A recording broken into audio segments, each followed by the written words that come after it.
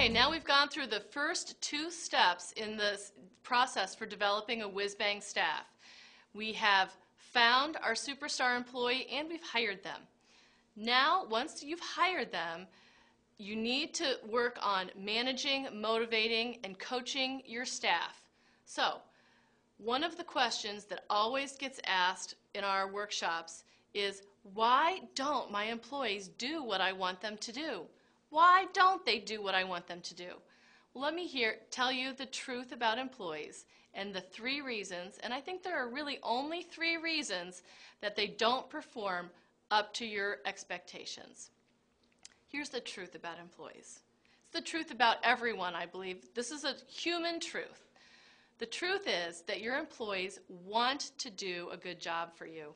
They want to be successful when they come to work. They want to have fun. They want to do a good job.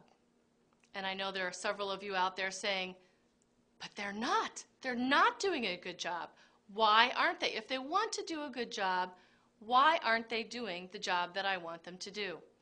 There are three reasons, and here they are. The first reason that employees don't do a good job is they don't know what to do.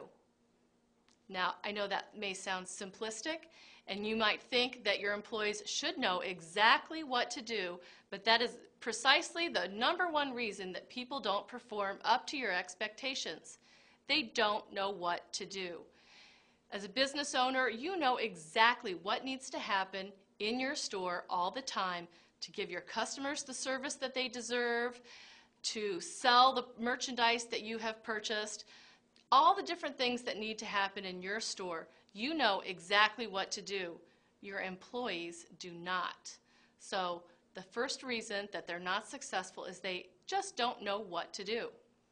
The second reason that they don't do a good job for you sometimes is even if they know what to do, they don't know how to do it. Let me give you a perfect example. Washing the windows, keeping the windows clean. Very simple. If you know what to do, keep the windows in the store clean, and you haven't taught them how to do it, you may get a very bad result. If I told my 22-year-old nephew to go wash the windows, and I told my mother, who her friends affectionately refer to as Mrs. Clean, to go wash the windows, I'd get a very different result. My nephew Adam just doesn't know how to do a good job cleaning the windows. My mother does. So that's the second reason that people are not successful or they don't do a good job for you. They don't know how to do the job that you're asking them to do. Now, the third reason that your employees don't do the job that you want them to do is a little more complicated, so stick with me here for just a minute. Here it is. The third reason they don't do what you want them to do is that they are more comfortable not doing what you've asked them to do than they are doing it.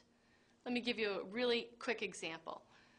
If you've got an employee who is perhaps naturally shy or less outgoing, they might be more comfortable not greeting customers when they come into your store than they are greeting customers when they come into the store.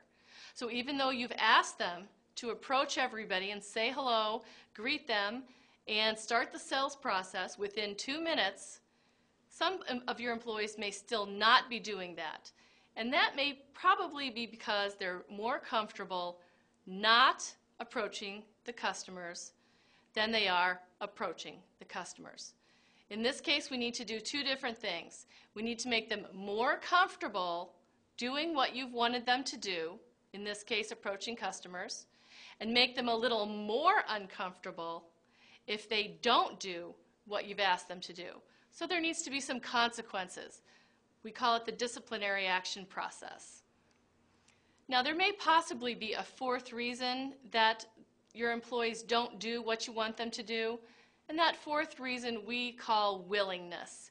And if they're just not willing to do the job, they're not willing to do what you need them to do to give the service that your customers deserve, well, that's what we're going to be talking about in the very last segment, and that's what you need to do when you terminate the employment of your employees.